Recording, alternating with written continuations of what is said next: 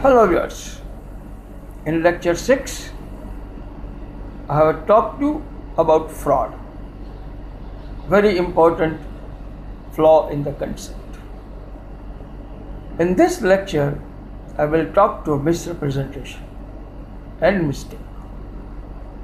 As usual, I will read first the section and then will proceed to explanation.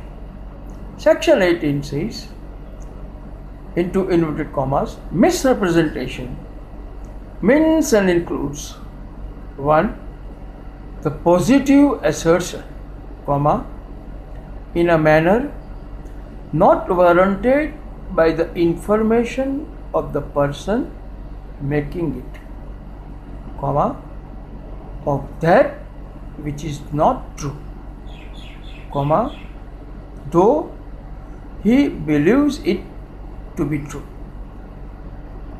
semicolon. 2. Any breach of duty which without an intent to deceive gains an advantage to the person committing it or any one claiming under him, comma, by misleading another to his prejudice or to the prejudice of anyone claiming under him, semicolon. 3. Causing, however, innocently a party to an agreement to make a mistake as to the substance of the thing which is the subject of the agreement, full stop. Now again here, mark the words. Misrepresentation means and includes. So similar to fraud. Exhaustive phrase, and obviously like fraud, the difficulty to enumerate misrepresentations 1, 2, 3, 4, and therefore this exhaustive definition by means and includes. What is it? The positive assertion, mind. And often we come across this situation. Often people say something so emphatically that it cannot be otherwise. But their source of information may be so weak or may not be correct, and they believe it to be 100% truth. That situation is contemplated in section 1. The positive assertion in a manner not warranted by the information. You can say unwarranted positive assertion. The source of information is not that strong, is not that authenticate. The difference between fraud and misrepresentation is that though such statement is made, though unwarranted positive assertion is made, the person who makes it believes it to be true. So clearly there is absence of intention to deceive. Second such circumstance is found in subsection 2. Any breach of duty which without an intent to deceive gains an advantage to the person committing it, the one who doesn't disclose. has a gain, or anyone claiming under him, the beneficiary from him, by misleading another to his prejudice or to the prejudice of anyone claiming under him. Similarly, the party claiming under the other side. Take the example of encumbrance on immovable property. At the time of sale, the latent defect that property is encumbered to a financier. Obviously, the buyer has no access to know, because it is not registered with the registrar of registry, sub-registrar, and therefore that information is not available. By not disclosing it, what is the situation?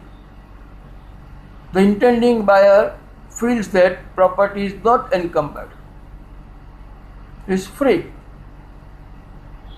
and therefore pays for it. Whereas, in order to get the property free, he has to release that encumbrance. In such situation, law says that it is your duty to say, and you have not said it, but there is no intention to deceive, and therefore it amounts to misrepresentation. Virtually, you can say that the difference between fraud and misrepresentation is only of intention.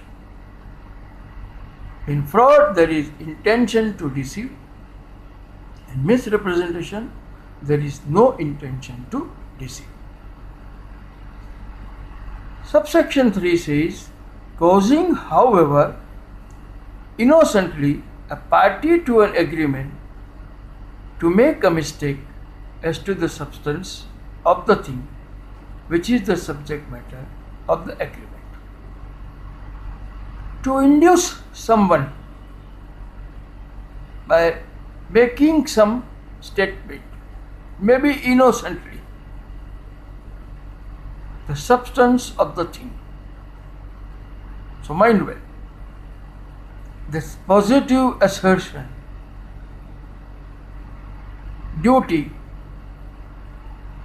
and the intention must be to the substance of the agreement, material part of the agreement, not peripheral part. And then it amounts to misrepresentation. Now, section 19 says about the effect of coercion, fraud, misrepresentation. I'll read first section 90 and then proceed to explanation.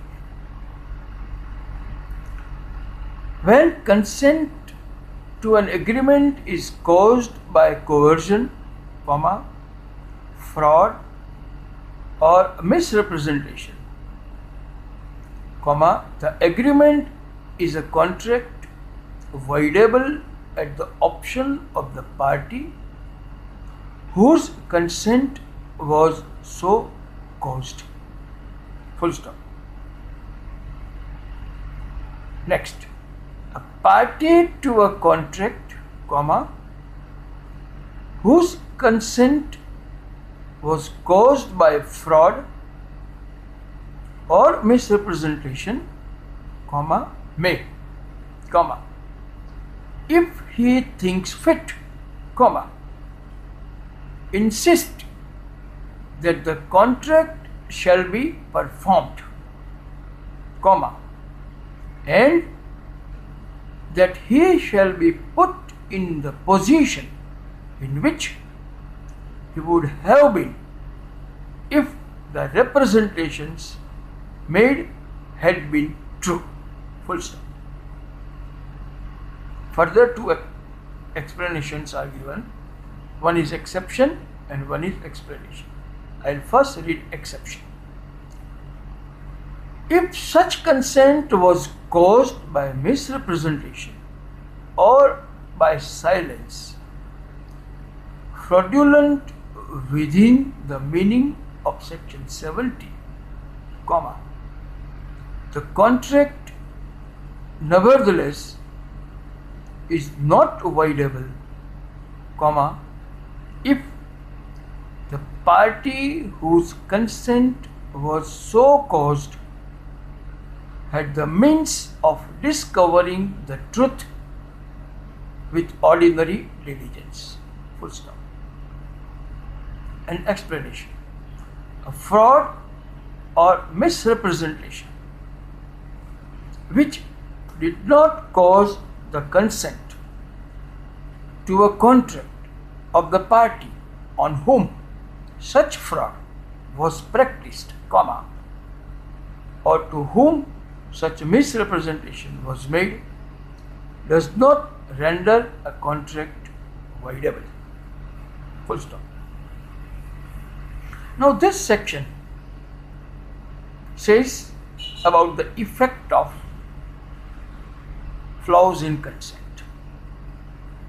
The first part of the section says that if the consent is obtained 1 by coercion, 2 by fraud, 3 by misrepresentation, in that situation the contract is voidable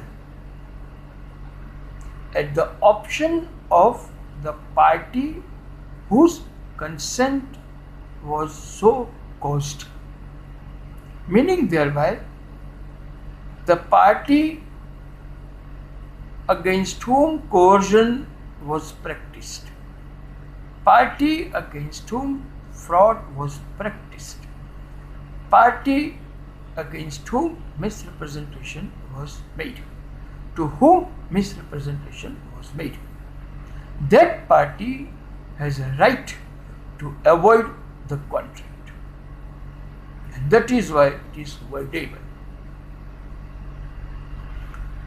The section further says that if consent was so caused by fraud or misrepresentation, party who has otherwise the right to avoid the contract, if he thinks that it is in interest, he may insist that the contract shall be performed as it is, and the party against whom fraud or misrepresentation is made shall be put in the position in which he would have been if the representations made had been true, taking as if whatever has been said is true, perform the contract as it is. This is again the option available to the party who is coerced, against whom fraud is practiced, or who has been misrepresented. Friends, again note here that exception makes one thing clear, that where consent is caused by misrepresentation or by silence, which is fraudulent as we have seen, if the party has the means to discover the truth by ordinary diligence, Mind well, here we are not concerned with extraordinary intelligence or the investigation by police or CBI. But what a man of ordinary prudence would do while purchasing the property or entering into transaction, if that is done and by simply doing that one is able to come to know about the misstatements, then it would not be voidable. I would give you a simple illustration that when you are going to buy an immovable property, it is quite ordinary that you inquire with the sub-register. This is ordinary diligence. Beyond that, you may not be able to appoint private detectives and then know everything about the property which you are going to buy. So whatever can be discovered by ordinary diligence, by an efforts of a man of ordinary prudence, law says in such situation the contract would not be voidable, because it is your fault that you did not inquire. In other words, law casts a duty upon the buyer also, that whatever representations are made to him, it is his duty to make a reasonable inquiry. The explanation again now is important. An explanation says that whatever may be the explanation, in whichever category the representation falls, in section 17 or 18. But if the party is so clever to whom such representation is made, or is party of resources and is not deceived by such representation, then the contract is not voidable. Now recall what I have told you about fraud. That deceit which does not deceive is no deceit. The same principle is incorporated here. So with this, the effect of coercion, fraud and misrepresentation is over in section 19. Section 19A says about the effect of undue influence on the contract. And section 19A, I would first read as usual. When the consent to an agreement is caused by undue influence, the agreement is a contract voidable at the option of the party whose consent was so caused. Full stop.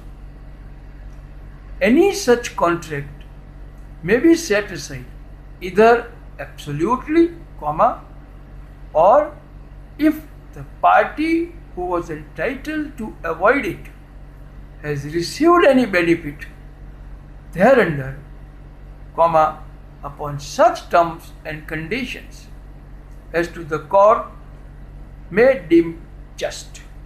Full stop.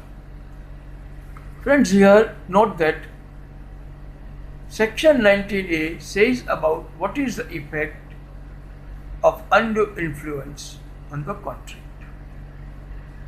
Where undue influence is practiced, 19A says contract is voidable at the option of the party whose consent was so caused.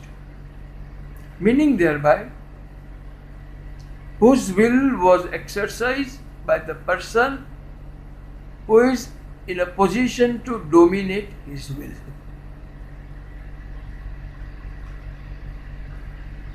It further says that when such contract is voidable and court avoids it, declares it as voidable, court may pass an appropriate order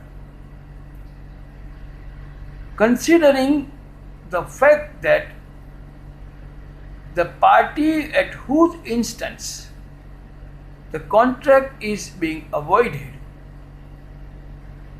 has received some benefit. In such situation, court may say either to return the benefit if it is not possible to make the balance order so that no injustice is done to the other party to the contract. Full stop. So the effect of all the four flaws on the contract are voidable, and when cannot be avoided, despite right of being avoiding the contract, you can insist for the performance, and if you have received the benefit under the contract, court can pass appropriate orders to see that there is no unjust enrichment. Thank you.